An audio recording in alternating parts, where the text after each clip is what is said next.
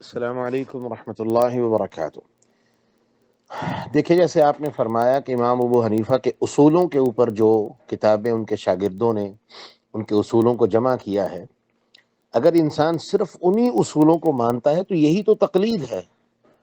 کیونکہ اصول کے اصل مدون امام شافعی رحمۃ اللہ علیہ ہیں، جنہوں نے سب سے پہلے الرسالہ کے نام سے کتاب لکھی، اور اس کے بعد یہ سلسلہ چل نکلا اور ہنوز آج تک یہ سلسلہ جاری ہے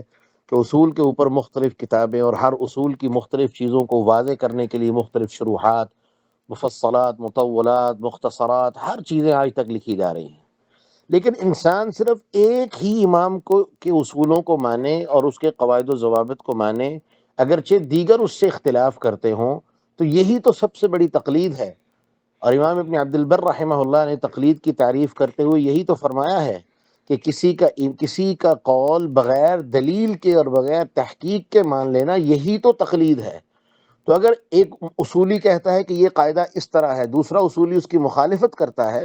تو ہم تحقیق کریں گے، رجوع کریں گے علماء سے کہ جو صحیح اصول ہے اس کو قبول کریں گے۔ لیکن اگر انسان یہ طے کر لے کہ میں نے صرف اسی امام کے قول کو قبول کرنا ہے، چاہے وہ صحیح ہو یا غلط، یہی تو تقلید ہے، اور اسی چیز سے ہمیں بچنے کا حکم ہے۔